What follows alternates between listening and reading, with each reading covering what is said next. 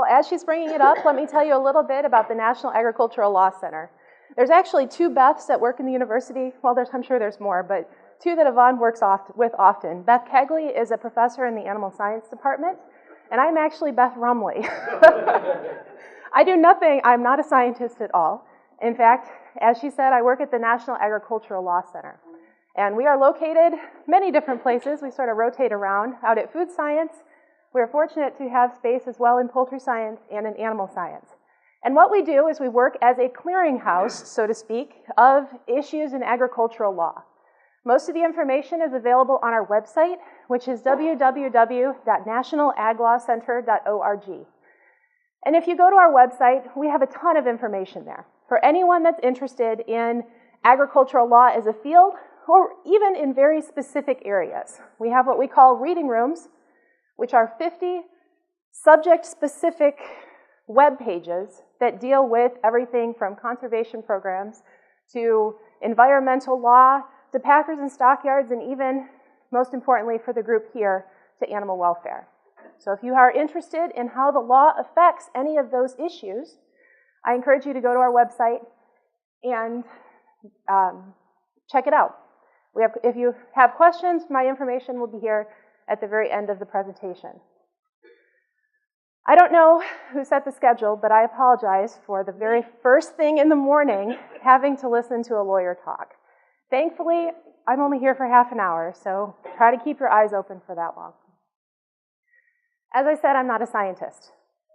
When you talk about animal welfare and animal well-being, what this conference is about, you usually look sort of at a spectrum of animal welfare, and on the other side of that spectrum is animal rights, right? You hear scientists talk, those are the 2 things they talk about.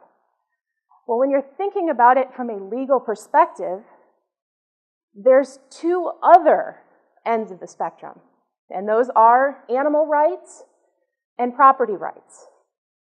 And they're very different and maybe meet somewhere in the middle.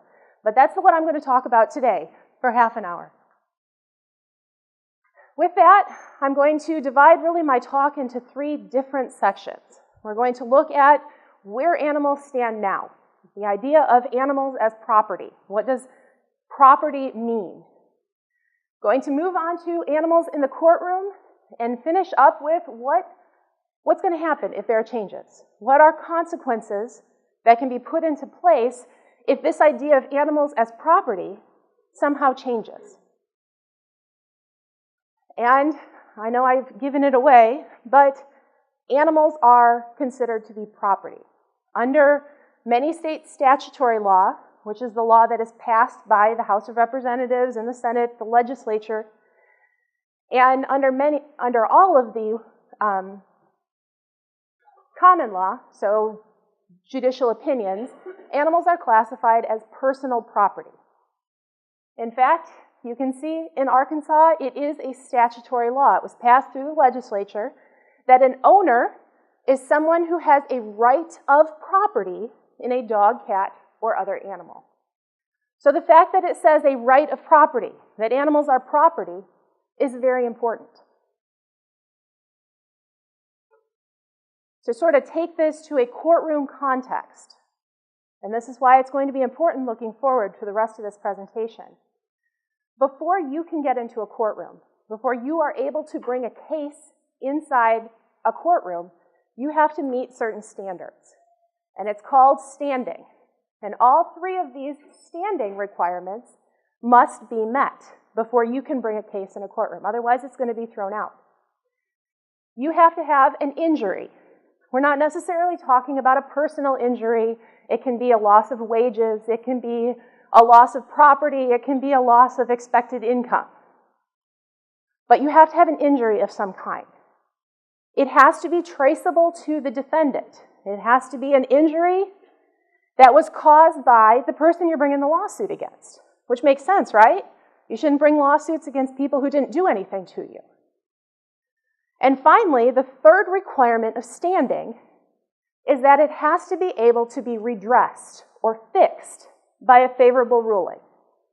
So usually this is where money damages comes in. The judge will say, okay, you have $1,000 in lost wages. I'm going to give you $1,000 and you are now made whole. Your injury has been fixed by this money. But when you're looking at animals, they are property. They are not persons. Because they are property, they don't have legally enforceable rights. You, as the owner, the person that owns that property, you have legally enforceable rights. So if someone destroys your property, if somebody shoots your cow, if somebody kills your animal, you have the right to recover for that. But the animal itself, because it is property, does not have the same right that you do. And because they don't have legally enforceable rights, there can be no injury. The injury is going to be to the owner, not to the property. Therefore, animals don't have standing and can't bring suits in court, because you have to meet all three of those standards before you can bring a lawsuit. Because they don't, generally speaking, historically speaking, we have not seen animals in the courtroom. Obviously, since I'm going to talk about it, that's sort of changed. Sort of changing, sort of changed, however you want to put it. But there are four ways that I'm going to discuss that animals have made it into the courtroom. I'm more than happy to pass this presentation out if you just want to send me an email later. It might be easier than taking pictures. But you're more than welcome to take pictures, though. I'm just thinking it might be easier. So the first one that I want to talk about is the idea of animals bringing suit on their own behalf. So Milo the cat versus Mr. Smith. And this idea came up most recently, I think, in October of 2011, when People for the Ethical Treatment of Animals, or PETA, brought a lawsuit against SeaWorld. But it wasn't PETA bringing the lawsuit. They actually brought the lawsuit with the named plaintiffs as 5 performing orcas at the SeaWorld parks. So the name of the case actually read Tilikum, Katina, Corky, Kitsuka, and Ulysses versus SeaWorld. They were the named plaintiffs. They were arguing as the injured party. This complaint accused the park of violating the 13th Amendment to the United States. The 13th Amendment is the amendment that outlawed slavery. So the claim was that these animals were enslaved by SeaWorld, and it was a violation of their constitutional rights not to be enslaved. The judge said no. In this case, the case was dismissed for a lack of standing. This is where it goes back to why it's so important that you have all of the requirements for standing. The judge said there is no injury. There is no violation of constitutional rights because they're property. They are not humans. Therefore, they don't have the rights that persons have. And he said the only reasonable interpretation is that it applies to persons and not to non-persons. That goes back to that person versus property distinction. So far, this is where we've seen this. This is not something that's gone anyplace, but it has gone to court. And that's one way that you have seen within the last decade or so animals in the courtroom. The next one is a little bit more recent, and it deals with an injury sort of to try to get around the idea that persons versus non-persons. This is dealing with an injury to people themselves.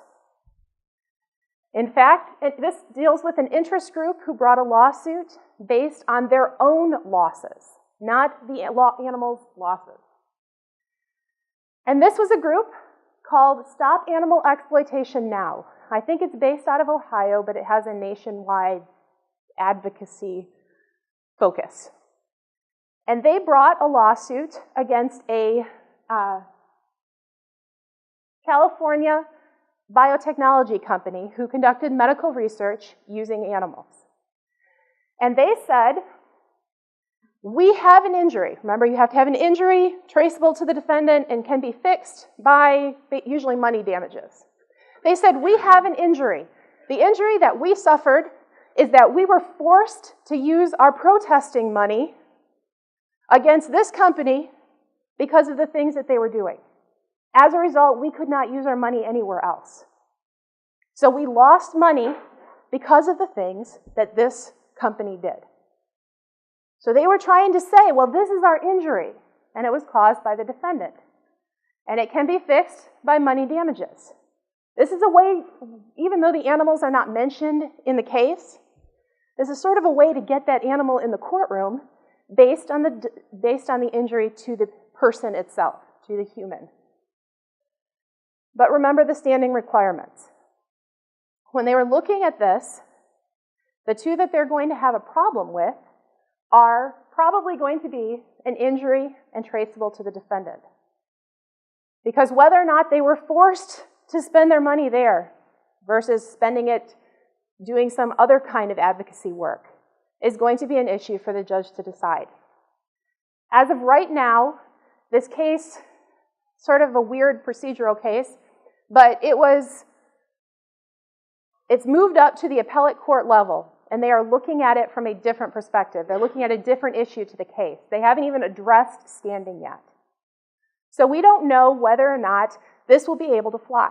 We don't know whether it is acceptable standing to be able to be forced to spend the money in one place rather than going it into another. And I think this is one example of where it could be a slippery slope. But I'm not the judge in this case, so we'll look at it further down the road.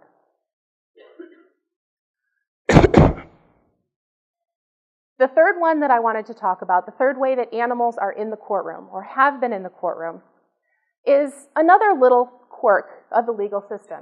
And it deals with, again, like number 2, a loss to the humans, a loss to the person and not to the animal.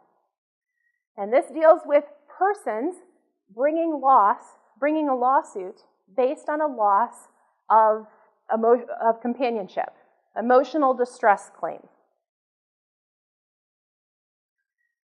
So I have to take you back to property law for just a second.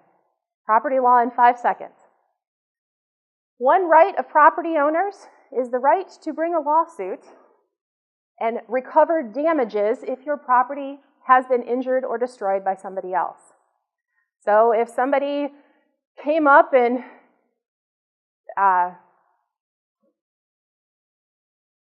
scratched my car up, or if somebody came up and took my jacket and ripped it up, I would be able to recover damages because that was injury to my property.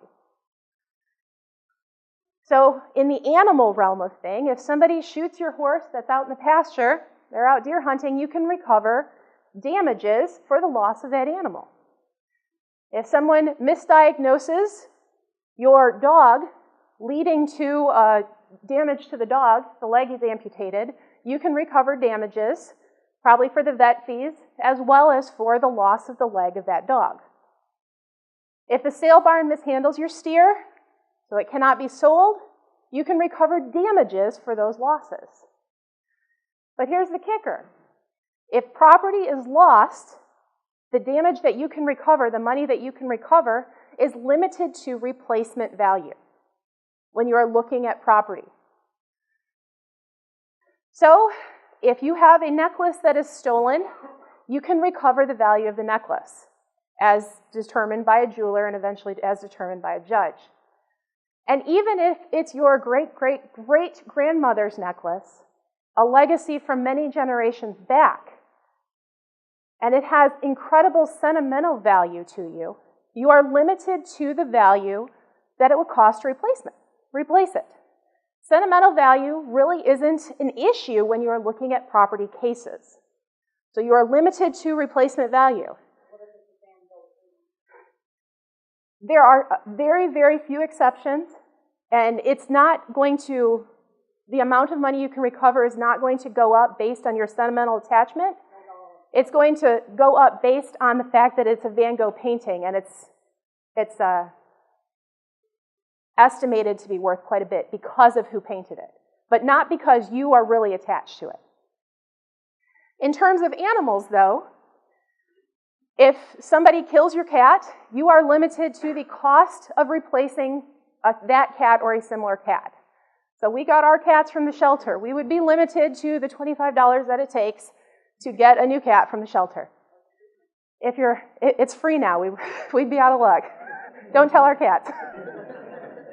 But when you're looking, obviously, at production animals, the price is going to go up.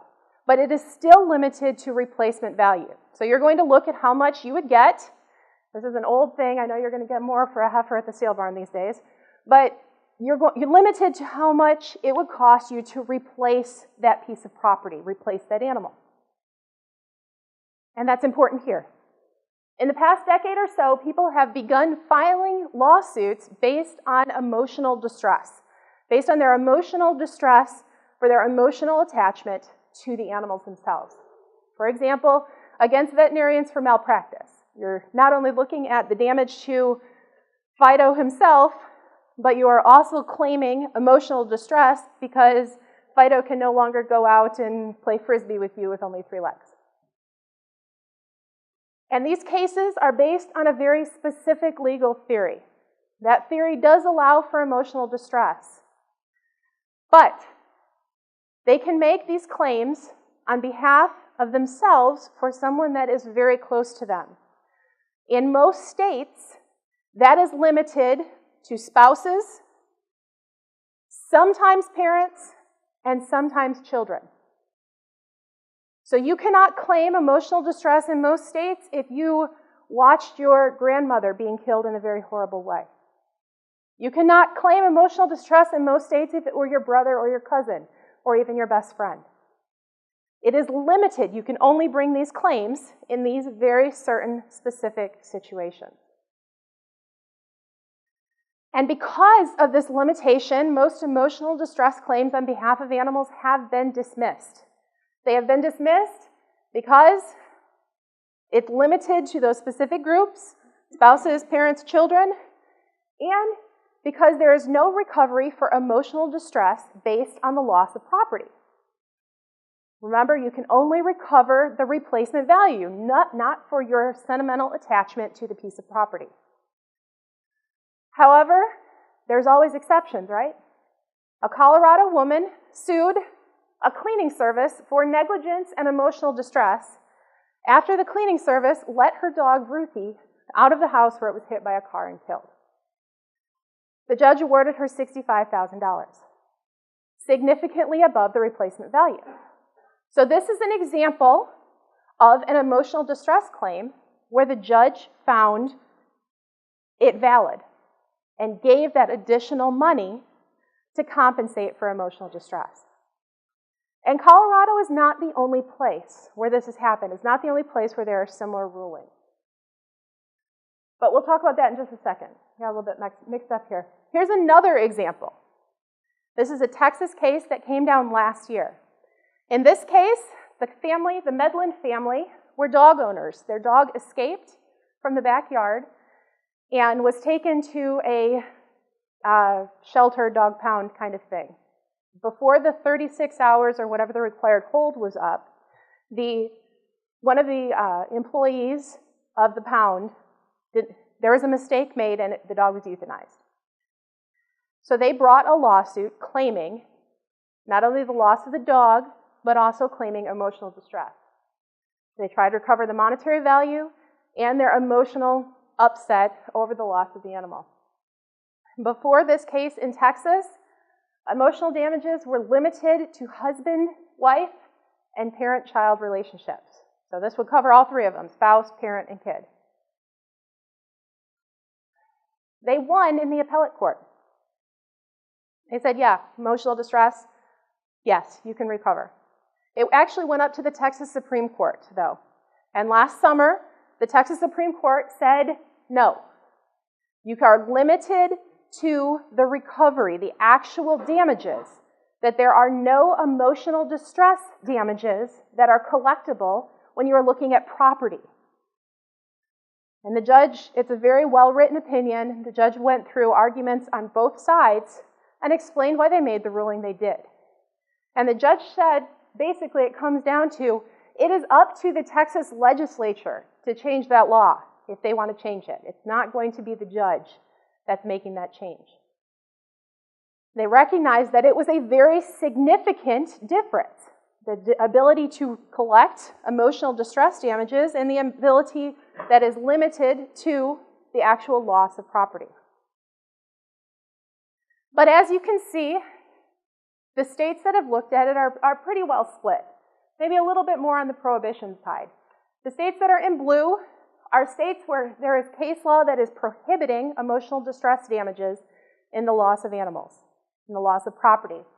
The red states are where there is case law allowing emotional damages on the loss of animals, the loss of property. So you've seen it on both sides. So that is the common law. That is the judge-made law, the judicial opinion. The other side of the fence is actually legislation, law that is passed by the legislature. And in Tennessee, there are emotional distress damages on the loss of a pet, but they are limited. This is actually in the Tennessee State Code. In the trier of fact, they find the individual causing the death or the owner of the animal causing the death liable for up to $5,000 in non-economic damages. Economic damages are the loss of that property damages, what's going to make you whole. Non-economic damages are these something else, the emotional distress damages. It is limited, though, to dogs and cats. For those of you in the legislature, can you guess why this bill was passed? Because the legislator who was proposing this bill has a dog or cat that he lost and felt that emotional distress damages were warranted. So it was passed, and this is now part of the Tennessee State Code. They are limited, though, not only to pets, but to reasonably expected society, companionship, love, and affection. And Tennessee's not the only case where this has been brought up. It's the only case where they have a law, a statute that is allowing economic damages. But as you can see, there's one state where there is a law prohibiting emotional damage recovery for animals, for pets. And in the states that are outlined in green, there have been proposed statutes, meaning somebody has brought a bill up, has filed the bill or brought it to the floor, however far it got, saying that we should allow emotional damages, emotional distress claims for animals. It's something it's been talked about quite a bit. So there's 3. Number 4 is bringing suit on an animal's behalf. So number 1, animals were in the courtroom, physically, killer whales versus SeaWorld. 2 and 3 are looking at damages to humans. And number 4 is, again, animals in the courtroom, looking at the actual animal and the losses to it. Back to standing again. This is one of those things that you really have to look at before you bring a lawsuit. There is another rule to standing. I said there's only 3 elements that you had to meet. I'm a lawyer, I'm sorry. A little bit misstatement. There's another requirement. You are not allowed to bring a lawsuit on behalf of somebody else. This is a general requirement. So if an arsonist burns down your neighbor's house, you are not allowed to bring the lawsuit against the arsonist to recover for the damage to your neighbor's house, because it is the neighbor's responsibility to bring that lawsuit. Right? Makes sense. There's some exceptions. It's law. There's always exceptions. One exception is if in a case of guardianship. So parents are allowed to bring lawsuits on behalf of their minor children. And if you are appointed a guardian of an incompetent adult, you are allowed to bring a lawsuit on their behalf. And a guardian is somebody who has the legal right to bring that lawsuit. Remember, the lawsuit is protecting the rights of another person, in this case, the child or the incompetent adult. In regards to animals, courts have generally dismissed cases where somebody is claiming guardianship on behalf of an animal because they say there is no standing. They say that because they are property, they have no legal rights that must be protected.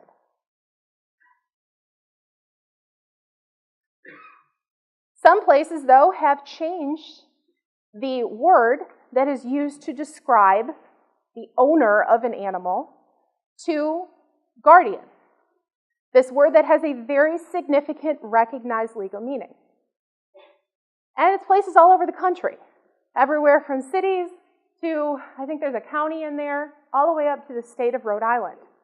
An guardian is now the person who has the right of property over an animal, an owner. And in fact, here's the Rhode Island Code. It says that they can be used interchangeably. Guardian shall mean the same person having the same rights and responsibilities of an owner. So they have the right of property in that animal. But the thing is, words have meaning. And words have very special, significant meaning, especially when you're talking about law. The word guardian has a very distinct meaning. Someone who protects the rights of others, the legal rights of others. Using the word guardian means that the other side of that coin is there is a ward. And wards have legal rights. That's why you have a guardian, is to protect the legal rights of that ward. If you apply guardianship law as it is currently interpreted, guardianship law as we have it set up today, it could mean that animals have legal rights that are recognized in court. Unless we somehow change that meaning of the word guardian, you're looking at a potential change in the meaning and the standing of animals. There's a couple cases that I found where a guardian has been appointed for an animal. In a probate case in Tennessee, a guardian ad litem was appointed to review the care and custody of the decedent's dog. The gentleman passed away, and a guardian was appointed to figure out who that dog was going to live with. And the Michael Vick case was another example. A guardian was appointed to figure out what was going to happen to all of the animals that had been fought with. So that is one way that you are looking at actually animals in the title of the case. Animals bringing the case. Somebody else bringing the case on their behalf as a legal guardian or a guardian of some kind. The other way you're looking at that is something that happened within the last year or so, and it deals with a habeas corpus claim. In December of last year, the Non-Human Rights Project filed a lawsuit in New York on behalf of 4 chimpanzees in private ownership across the state. They were petitions for habeas corpus, claiming that the animals were unlawfully detained. If you are put into jail and you are not given your constitutional rights to a trial, you are not given the rights that you are required to be given by the Constitution, you can make a habeas claim. You can file a lawsuit that says, I should not be in jail because I was not given all of the rights that I am deserved. And they made this claim on behalf of these animals, that these animals are being kept in jail and not given the rights that they deserve. They requested that chimpanzees be granted the right to bodily liberty and to be put in a primate sanctuary.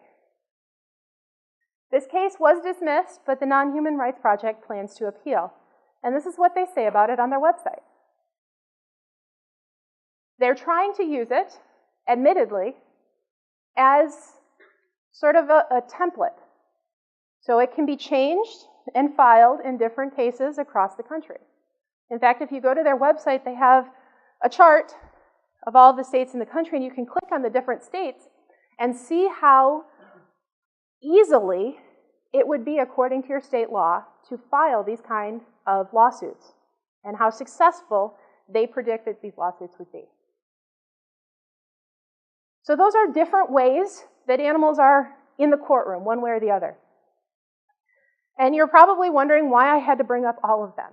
Well, imagine that you want to dig a pond or build a pond. You have a couple different ways you can do it, right? You can go out and you can dig, or you can go out and dam something up, right? 2 very different ways, but you get to the same result. You get that pond that you wanted. These are all very different ways, 4 very different ways of animals being in the courtroom, but they all come to the same conclusion. They all come to the same end of animals viewed as something other than property. And there are some potential consequences. I don't know what time I'm at. Good. I just want to talk very briefly about a few of the potential consequences of this change. So if that pond is built, if that change is made, when you're looking at the law, what's going to happen? Is this something you should be worried about? Is this something that we should be considering? And I just want to go through 3 of them. The first one is takings. We covered standing, we covered property law, and now we're covering constitutional law. All of law school, half an hour, you guys are lucky. And it's free, or $25, either way. The Fifth Amendment to the Constitution prohibits the government from taking property without compensation. So they can take your property, but they got to pay you for it, in other words. And there's 2 different ways that property can be taken. The first is a physical taking. This is something like eminent domain, where they actually come in and take your stuff. And the second is a regulatory taking. And in a regulatory taking, all of the value of the property is removed. You still have the actual item, or you still have the actual land, but the value of it has been taken away from you because of something that the government did. And the rule that you have to look at is whether it was regulated to such a degree that it effectively amounts to an exercise of the government's eminent domain power. If it removes all reasonable use or value of the property. You're looking at it from an economic perspective and trying to figure out exactly how much value is remaining in that property. How does this work with animals? Animals are private property, going back to my very first slide. They're considered private property in every single state. It means you have the right of property in them. That means you can do a lot of different things, right? You can sell the animal, you can butcher the animal, you can raise the animal, you can breed the animal, you can use the animal for breeding, you can do many different things because it is your property. If a new law is passed saying animals are not property, then you still have that cow in your possession, but you don't have the right of property in it, which means you don't have all of those rights that you had at the beginning. You don't have the right necessarily to slaughter the animal, to feed out the animal, to breed the animal, to milk the animal. If this happens, all reasonable use or value of the property has been removed. So now we're looking at production animals mostly, because you're looking at the reasonable use and value. I don't think my cat has much of a reasonable use or value, other than the emotional. So we're looking at money here. Look at this in terms of production animals. Animals are not property. The law says that, assuming.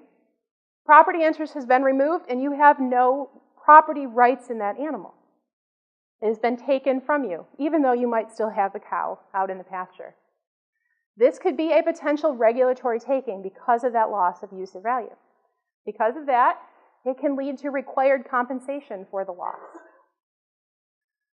That is an example of how takings law could be applied in this kind of situation.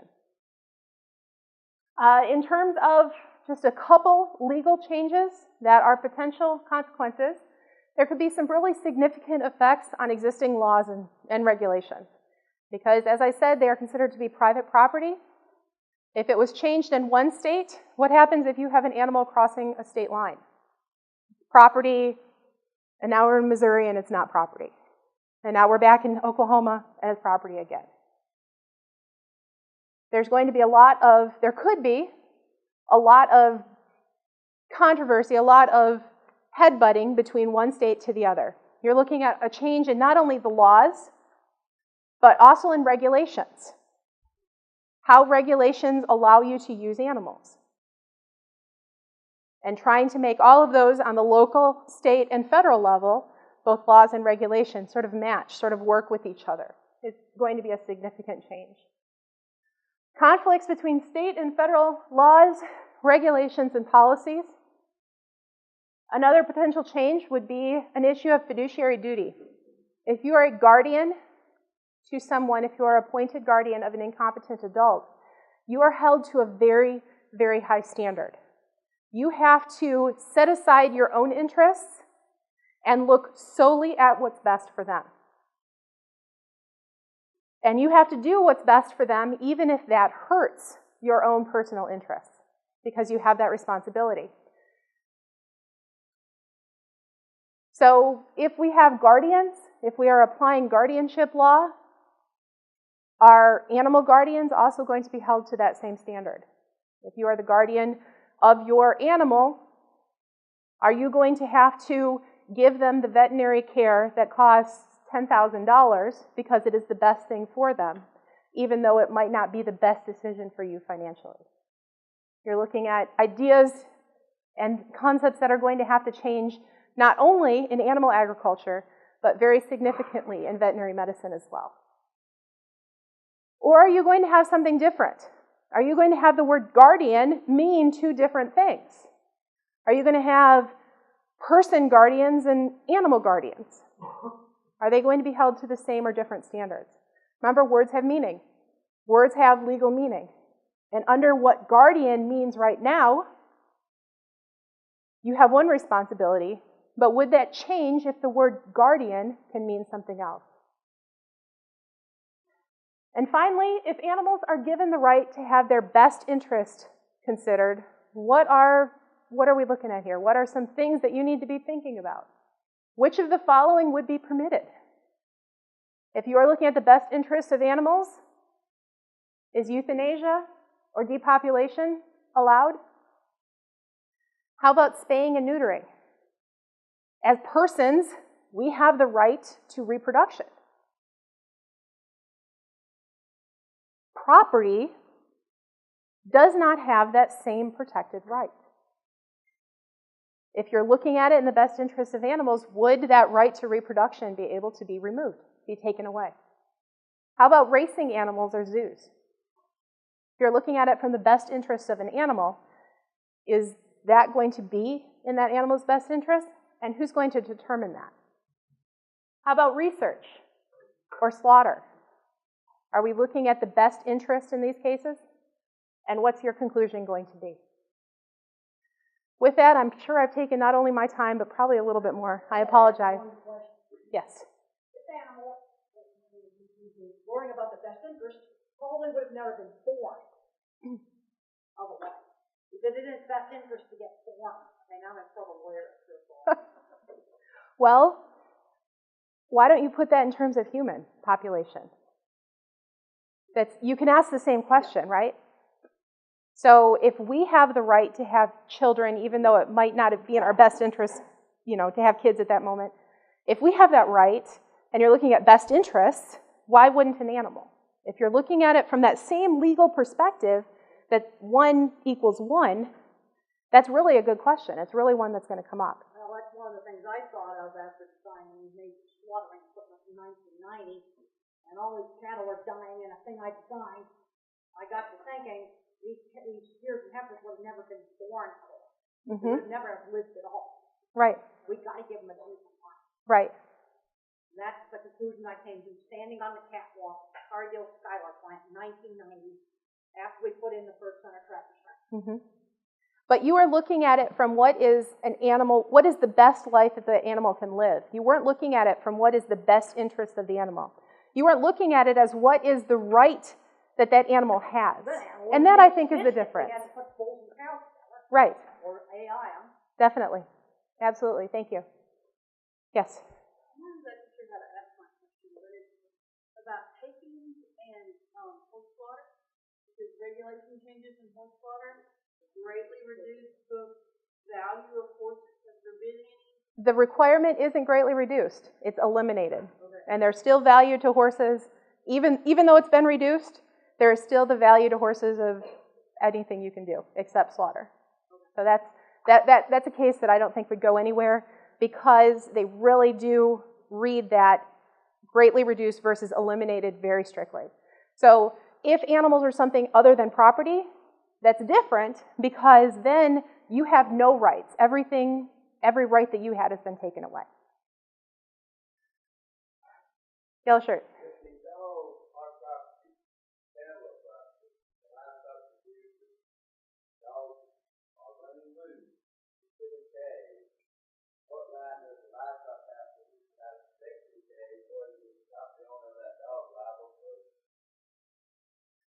Couple different questions there. Each state has different laws on animals running free and what you can do to animals that you catch in your pasture.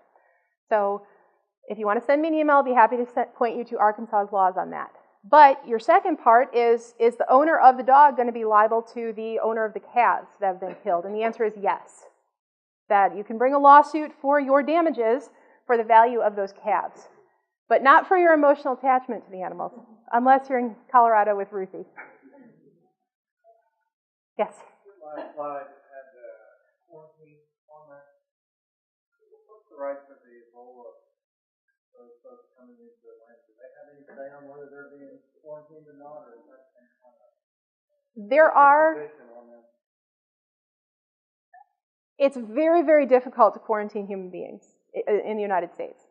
But there are laws that allow it after a judicial hearing, as long as the benefit to society is outweighed by the imprisonment or quarantine of the human being.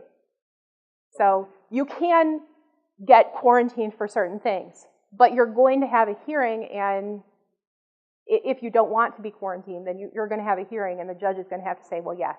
Same sort of thing with like involuntary commitments. After a hearing, a judge makes that decision as to whether or not you're going to be confined.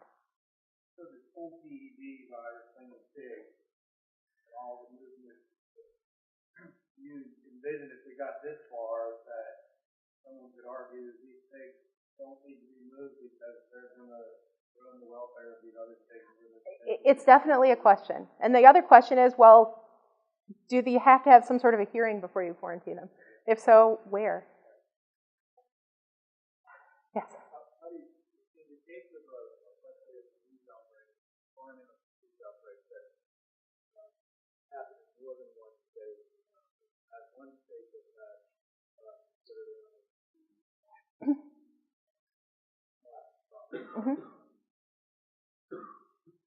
Something, persons versus property, yes.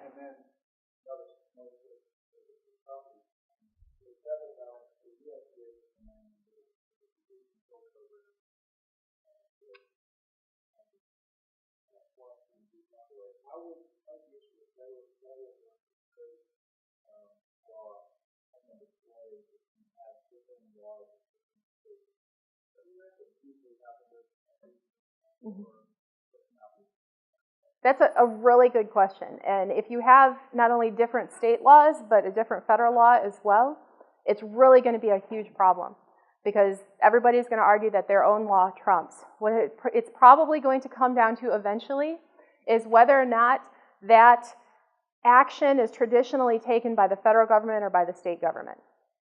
And that's going to be fought out probably in courtrooms across the country if that situation were to come. Yes? One of the suits that you discussed, yep. I just am curious, do organizations put forth suits that they know they're not going to win, but they spend the money to get it out into the public eye? Absolutely. Just like anything else, different. Sometimes it's a publicity case, but the thing is, it only takes one. So you bring it as a publicity case, but the judge says, well, you know, maybe that sounds good, and it goes forward. You now have precedent. You now have case law that says, well, hey, this case is okay. And it makes it a lot easier for the next judge to rely on it and say, well, Judge Smith over here said it was okay, so I guess I will too. Well, and the whole goal with the publicity case is to get more people up in arms about it, right? That's one of the many goals, but yes, yes.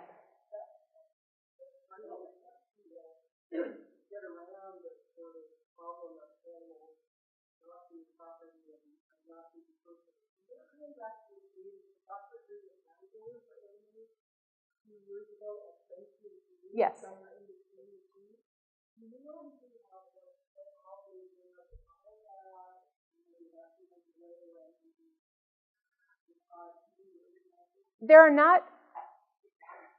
There are different protections when you're looking at Europe they don't necessarily have the same constitutional protections that we do.